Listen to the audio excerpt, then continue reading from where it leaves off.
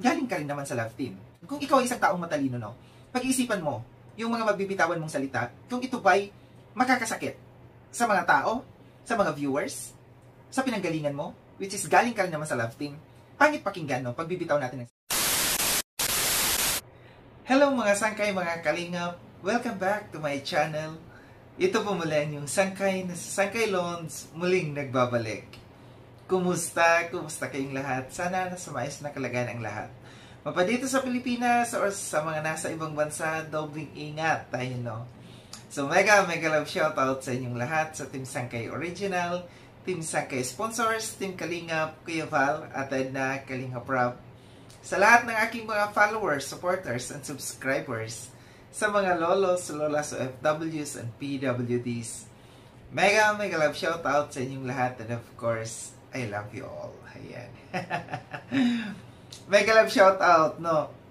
Sa inyong lahat, sa lahat ng mga nagmamahal kay Sangkay, ganun din po sa aking mga kasamang Kalingap watchers, no? Mega love shoutout po sa inyo. Ganun din po sa ating pabati portion. Mega love shoutout kay Maroli Padua. Ganun din kay Desiree Gaceta.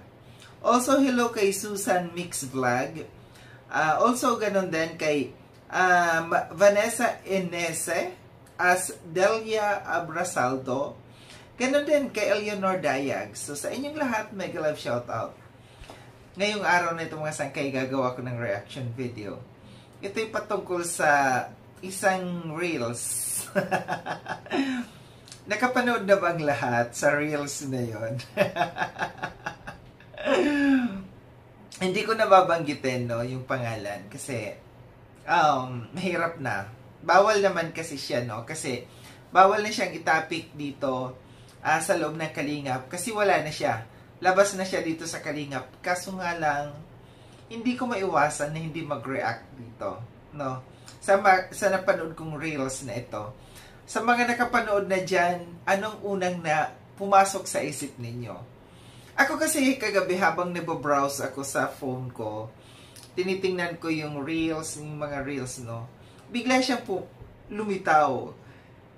Nagulat ako. As in, nagulat talaga ako doon sa upload na yon.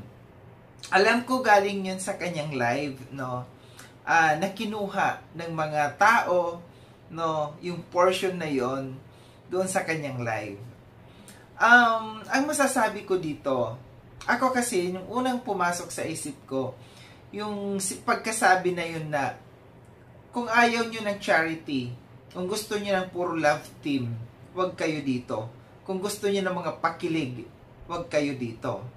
Ang unang pumasok kasi sa isip ko doon, oops, teka lang, parang mali yata, may mali yata, no?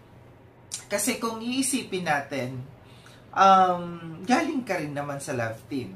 At sa ngayon, may love team ka rin naman. Love team na naging totoong ka-partner mo. Pero, hindi pa na yun ka-partner habang buhay, di ba? So, galing ka rin sa love team. So, kahit gaano natin, kung ikaw ay isang taong matalino, no, pag-iisipan mo, yung mga mabibitawan mong salita, kung ito ba'y makakasakit sa mga tao, sa mga viewers, sa pinanggalingan mo, which is galing ka rin naman sa love team, pangit pakinggan, no, pagbibitaw natin ng salita. Yun yung mahirap. Yun yung mahirap pagka naka-live kasi hindi na pwedeng ma-edit pa. Siguro, magugulat na lang siya siguro na maraming nag-react, no? Maraming hindi nagkagusto doon sa kanyang salitang yon. Kahit doon sa Reels na yun na in-upload na yun sa Reels, talagang pinutakti siya doon ng ng mga bashers, no? And I guess, sa mga ganito, no, tumanaw tayo. Yan, alam nyo, hindi talaga mawawala yung salitang utang na loob, no? Kahit anong gawin natin, balibalik ta rin man ang mundo, may utang na loob tayo sa Kalingap. Kasi galing tayo sa Kalingap.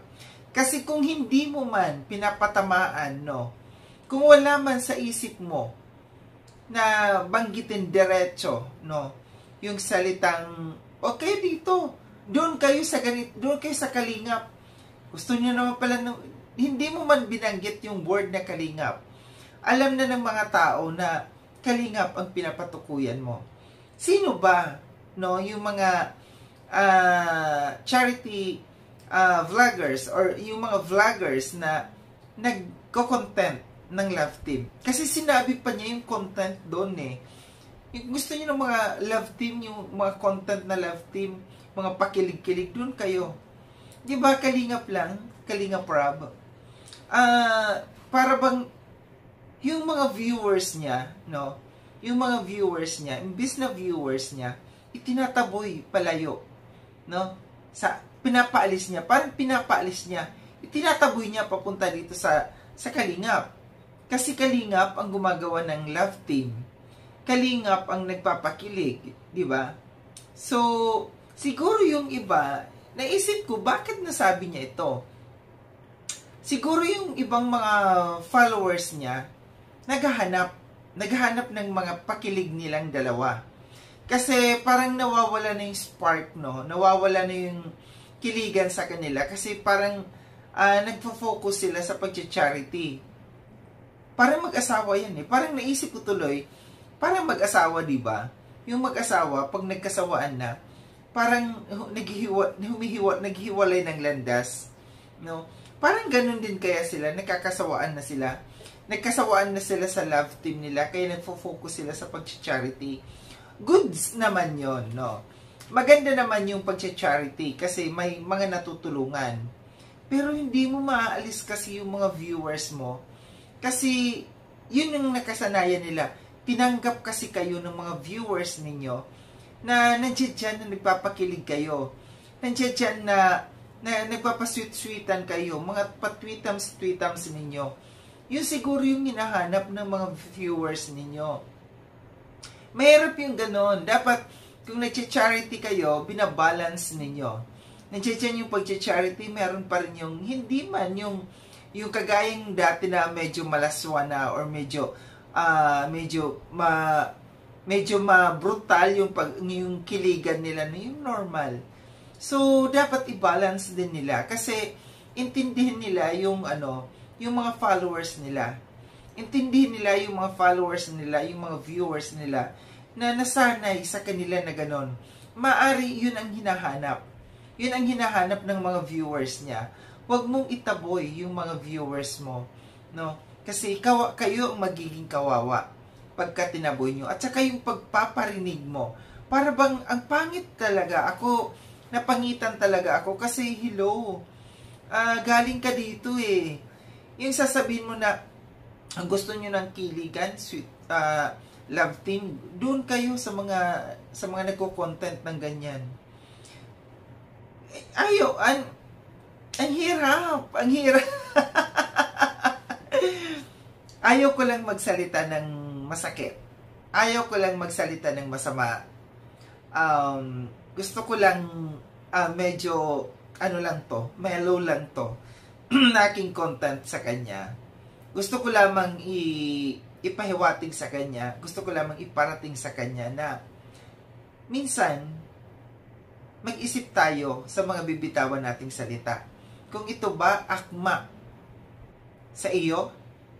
Akma ba tama ba itong salitang bibitawan mo na wala kang masasaktang tao? Akma ba itong salitang ito? Naisipin mo, galing ako dito eh. Bakit ko bibitawan yung ganitong salita? 'Di ba? Kagaya ng sabi ko, yun yung mahirap pagka naka-live kasi hindi mo na mai-edit pa. Siguro nung nagsisi siya, no? Nagsisi siya dito na nabitawan niya yung ganitong salita. Siguro ganun talaga siya, no? Lalabas at lalabas yung tunay na pagkatao, yung tunay na kulay natin, no? Kahit anong pigil mo, lalabas at lalabas talaga yan. Ako kasi kanina sa upload ko, marami kasing mga nagko-comment doon, patungkol doon. Hindi ko lang nire-replyan, nila-like at niha-heart ko lang, no? Kasi, ayaw ko magsalita doon sa comment, no. Kaya sabi ko, iko-content ko na lang ito. Sana mapanood niya ito, na pangit talaga. Kahit sino ang makapanood, kahit sino ang makarinig doon sa salitang yon, aalma, no, dahil hindi maganda. So, ito lang aking reaction patungkol dito, no, na, sa mga hindi pa nakapanood, sa reels na yun, panoorin nyo na. Malamang, iinit din ang ulo nyo. Muli, maraming salamat mga sangkay no sa panunood. Sa mga hindi pa nakapag-subscribe kay Sangkay Lounge, subscribe nyo na po ako. Click yung notification bell para updated kayo sa lahat ng mga videos na aking gagawin. Like and share itong video na itong mga sangkay. Kita-kits tayo ulit sa susunod na video na aking gagawin. Ingat kayo sa ang dako ng munduang kayo naroon. Paalam na mga sangkay, mga kalingap, paalam.